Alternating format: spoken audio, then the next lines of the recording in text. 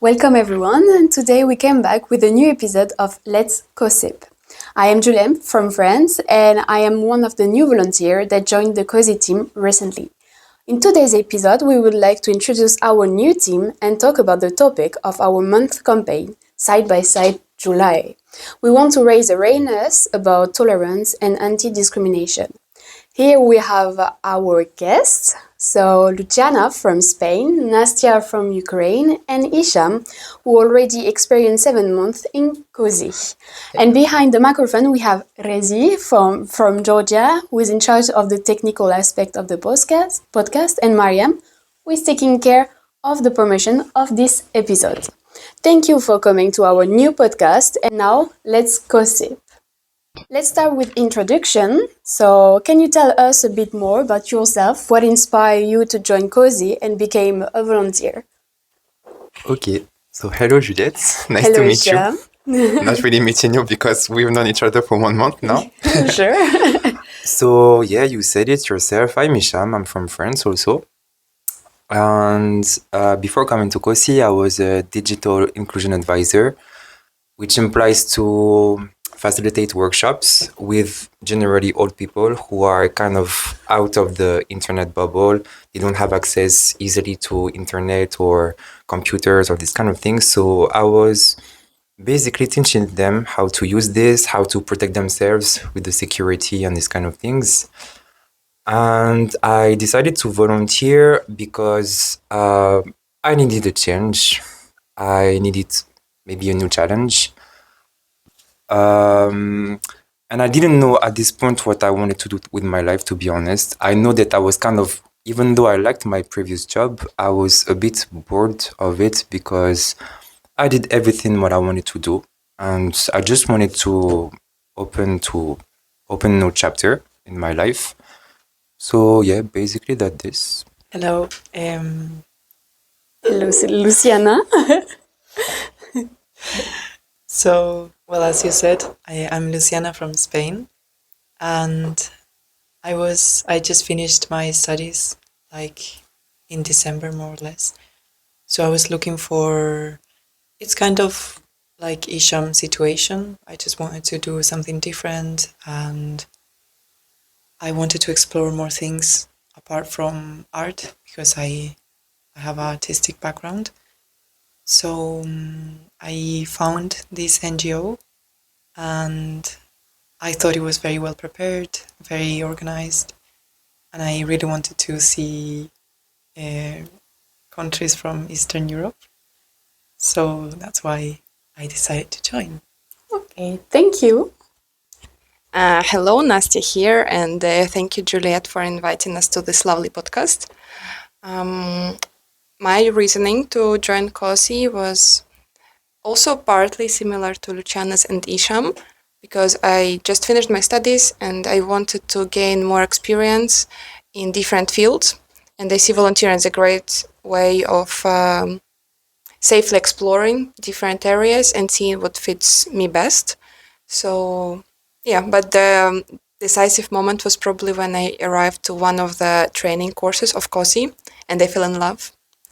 So yeah, after that I decided that I would like to join this team and see how it works from the inside. Okay, so it's been now 1 month and a half that you're here, and can you tell us a bit, like in few words, how is life in Romania?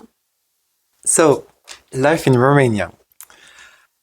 I've been here a bit longer than the other volunteers. I've been here for 7 months. What can I say? I don't really like Bucharest, to be honest. Let's be honest. But I really enjoyed the life here. Nastya is making a sound like, don't do this. Like, we're supposed to advertise to make... Cut it out, please. I'm just being honest, okay? I think people need honesty. No, I don't really like Bucharest because it's a big city and I'm from a small town. So I'm more used to calm and seeing cows and horse and these kind of things. But no, I really enjoyed being here, and that's why I decided to stay 1 year, because it's pretty enjoyable, to be honest. There's plenty of things to do here. There's a lot of activities, and I also needed to meet new people to like broaden my horizons, to open my mind a bit, to meet new people. Thank you. I agree with Hicham. It's a very, very big city. I think the biggest one that I've ever lived so far.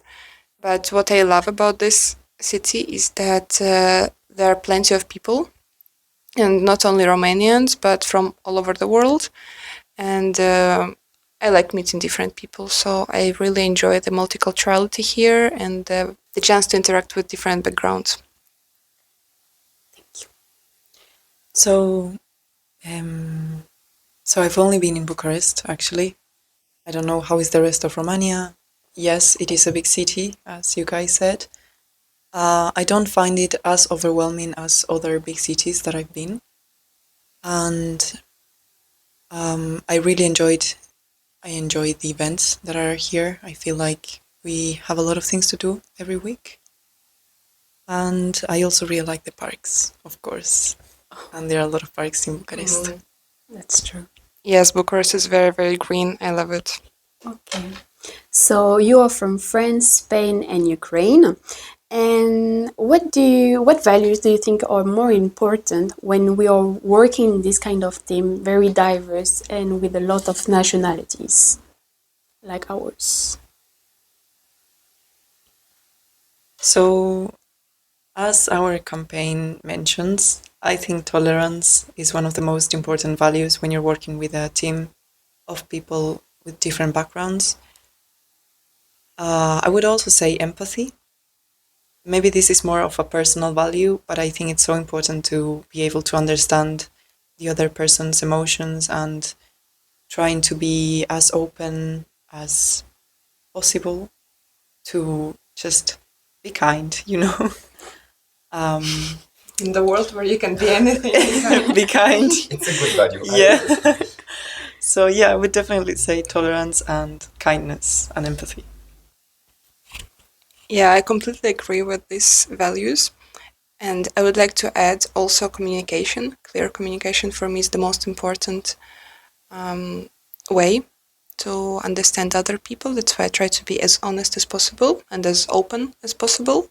And I also value it and appreciate it when people around me are trying to speak their mind clearly. So, because I think it's very important, especially, yes, as you said, in such a diverse group, to understand each other.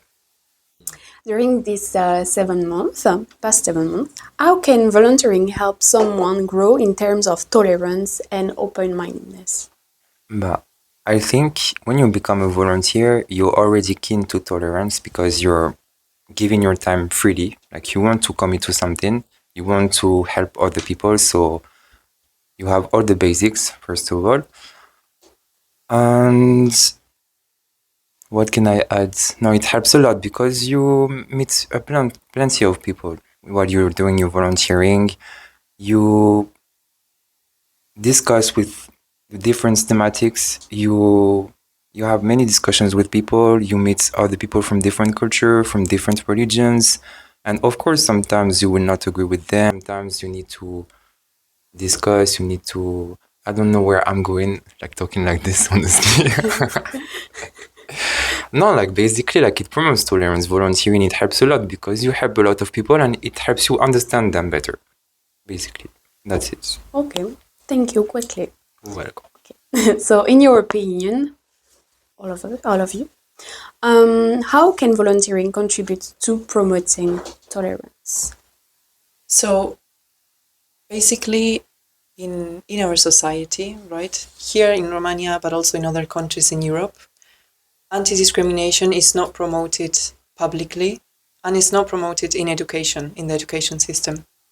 So basically the organizations, the institutions that can have a word in it, that can influence people regarding this topic are NGOs. So COSI is just one of these institutions, these organizations that are trying to raise awareness about tolerance. Okay, I can come back to the previous question, maybe. Yeah, Would you if you want.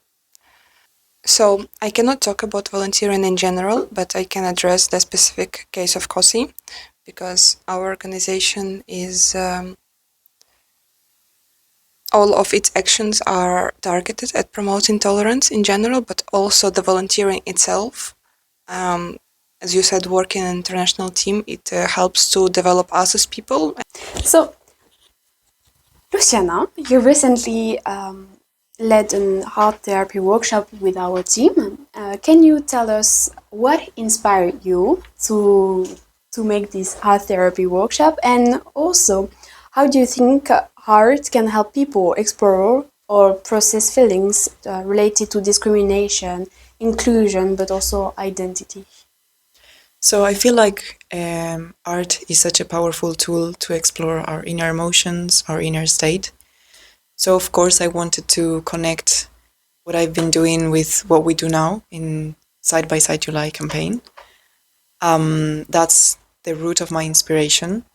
Regarding the other question, I think that discrimination, inclusion, and identity, they are part of the same thing, and they have an influence, of course, in ourselves, in our essence, in our emotional state. So you can use creative tools to understand what's going on inside of you, and you can understand how these topics have influenced you through art, because it's also part of you. So I'm not sure if I've been very clear. Yeah, sure. And was it the first time that you made the art therapy workshop? It was the first time related to a specific topic, because generally I would do like something a bit more general, or connected to a specific anemic thing, you know. So yeah, it was my first time. Have you enjoyed it? Yeah, it was so fun. It was fun. Okay. Super fun. Thank you. Thank you. So, for all of us, all of you, what do you recommend for other people to encourage tolerance in daily life? So the first and foremost, I would say just go out and meet people, because I feel like a lot of biases and stereotypes exist in our heads just because we heard it somewhere and we believe it's true, but then in reality we have no way of actually knowing until we meet these people from this country. So yeah, just go out, make friends from different countries, and be nice, be kind. Enjoy life. Yes, have fun. Okay. Yeah, completely agree with Nastya. Just go out and get out of your comfort zone, because sometimes it's really difficult when you have your own social circle, you have your own friends, your own family. It's difficult to step outside of this, and it's really difficult to step outside of your comfort zone and meet new people and trying to understand them, because you heard some things your whole life and it's difficult to change this. But yeah, you should really, as Nastya said, go out and meet other people from your outside your circle, and everything will be good, I can assure you. So, at Everse, as a volunteer, now you meet many people, and at different events, such as like workshops. From your experience, how would you describe the current stage of society when it comes to promoting tolerance? So I think as a whole, as a society, it's hard to tell for us because we also exist in a bubble, and our bubble is pretty tolerant and pretty friendly. We meet people that come to our workshops, and these people are already open-minded, and so it's hard to judge society as a whole. I would say that we still have a lot to do and to work on, but the people that we met in our workshop so far were incredibly nice. So there's also a promise for a good future. If everyone would be like people who come for our workshops, the world would be a beautiful place. Okay. And do you know how can we reach people from who are not very interested by these workshops? This is what I'm trying to figure out right now, yes. In our offline team, we are working on it. Okay. Nice. Have you some ideas? Yeah. Well, what I would like to do is to encourage high schoolers to come, because they're a very susceptible group to change, and I think it's compulsory for us to work with younger audience also. So yes, I would like to encourage them and engage them to come to our workshops. So to finish now, do you have new ideas for the next few months that you will have to do, like workshops and this kind of new? Yes, we have an Yeah. idea actually. It Okay. was, well, actually, Nastya had an idea, and we're going to create it together, I think.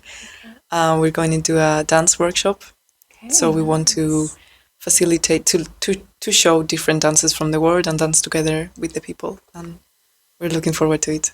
Okay, amazing. So thank you for all of you to came like here, and also to everyone who listens, and stay tuned for our next episode and activities. It was a pleasure to welcome you. Thank you. Thank Thank you. you. Thank you.